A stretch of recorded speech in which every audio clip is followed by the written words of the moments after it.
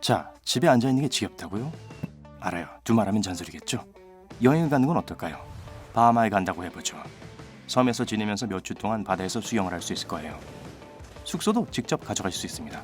맞아요. 여러분의 집을 풍선에 묶을 거예요. 아마 여러분의 진짜 집은 안 될 거예요. 150평방미터의 집을 들려면 1200만 개가 넘는 풍선이 필요하기 때문이죠.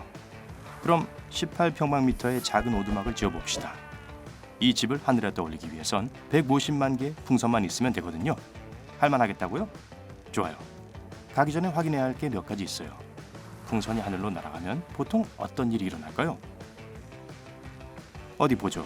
풍선이 높이 올라갈수록 풍선 주위의 온도와 압력은 떨어지기 시작합니다. 하지만 내부의 압력은 그대로 유지되기 때문에 풍선은 끊임없이 팽창합니다. 저처럼요.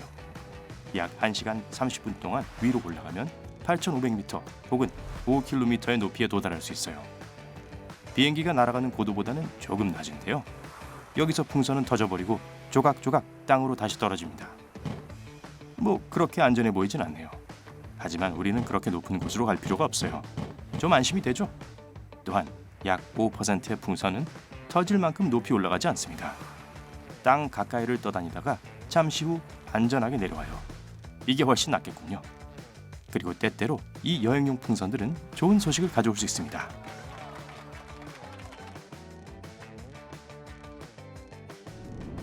2019년 오스트리아의 한 어린 소녀가 풍선의 연유에 소원을 적은 풍선을 하늘로 날려보냈습니다. 그 풍선은 2,490km를 넘게 떠다니다가 러시아에 도착했어요. 한 농부가 발견하고 편지를 읽었지만 내용을 이해할 수 없었습니다. 어린아이가 쓴 편지란 것만 알 수 있었죠.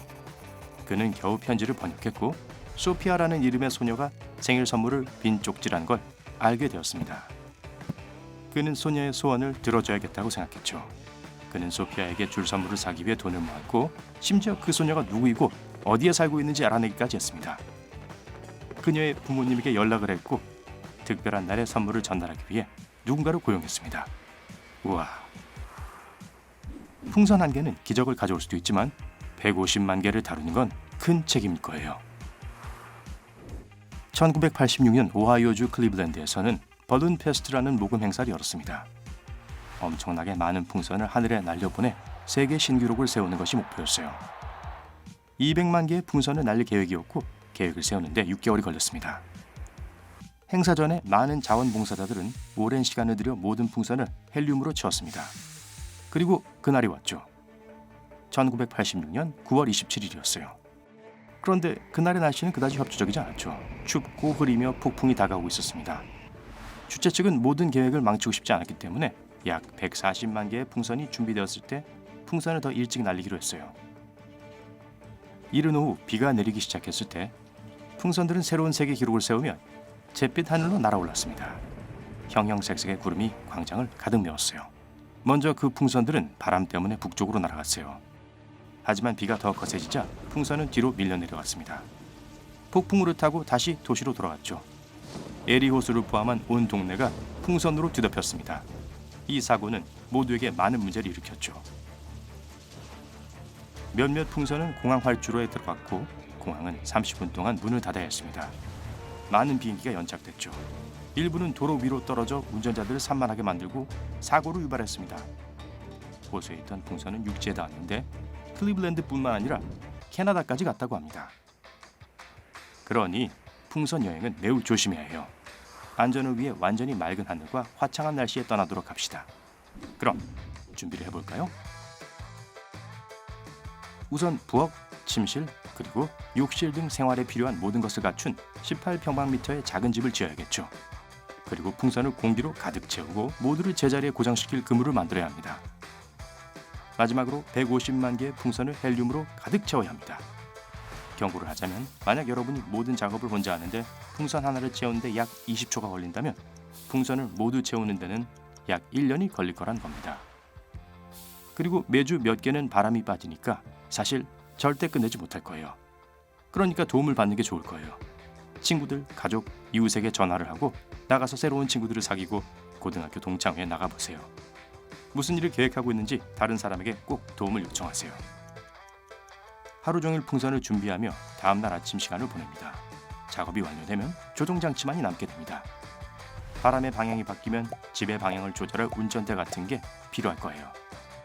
긴 막대기를 마주보는 두 창문 사이에 놓으세요.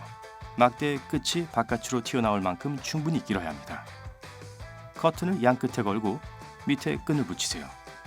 줄을 사용하면 도처럼 커튼을 조정할 수 있습니다. 이제 떠날 준비가 됐네요. 하늘에 구름 한 점 없군요. 바람은 남동쪽으로 불고 있고 가야 할 곳으로 바로 갈 수 있을 거예요. 완벽하죠? 하늘에는 인터넷이 없을 테니 나침반, 지도, 낙하산도 준비하세요. 이제 새로운 비행집에 들어가서 편안히 자리를 잡아보세요.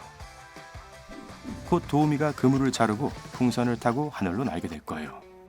작동을 하는군요. 시간이 지나며 땅 위의 사람들은 점점 더 작아지고 아름다운 경치를 볼 수 있습니다. 모든 힘든 일이 그만한 가치가 있었네요. 자, 창밖을 내다보는 건 30분이면 충분합니다. 풍선이 모두 터질 높이까지는 1시간밖에 남지 않았습니다. 아무 조치도 취하지 않으면 아주 빨리 땅에 떨어지게 될 테니까요. 그러니 날카로운 것을 쥐고 지붕으로 올라가세요. 풍선 몇 개를 터뜨려야만 더 높이 날아가는 걸 막고 고도를 유지할 수 있을 거예요. 하지만 너무 많이 터뜨리지 마세요. 왜냐하면 풍선에서 바람이 조금씩 빠지기 때문이죠. 바하마까지 가기 위해선 아직 풍선이 필요합니다. 끝나면 다시 내려가서 커튼을 펼쳐 속도를 더 내세요. 올바른 방향으로 비행하도록 조정을 할 수 있을 거예요. 이제 이 작업이 끝났으니 다시 마음을 놓을 수 있겠어요.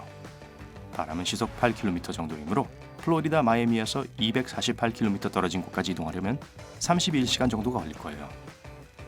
몇 시간째 하늘을 날고 있는데 바람의 방향이 약간 바뀐 게 느껴지네요. 이러다간 대서양에 가게 될 거예요. 돛을 사용하여 올바른 방향으로 가고 있는지 확인하세요.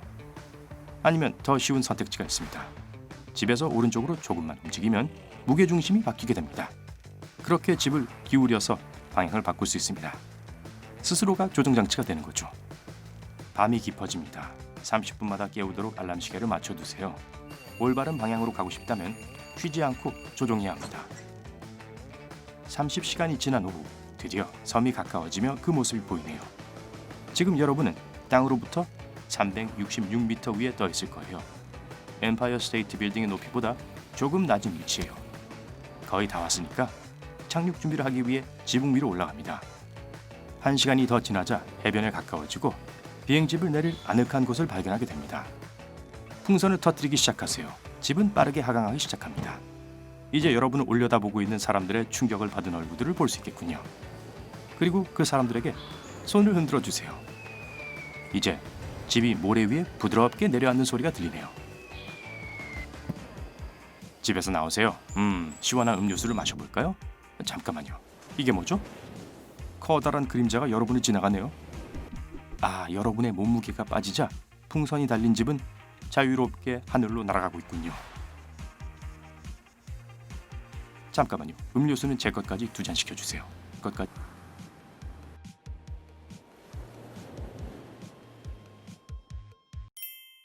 오늘 새로운 것을 배웠다면 이 영상에 좋아요를 주고 친구와 공유하세요. 여기 여러분이 좋아할 만한 다른 멋진 비디오들이 있습니다. 왼쪽 또는 오른쪽을 선택하고 삶의 밝은 면에 머무르세요.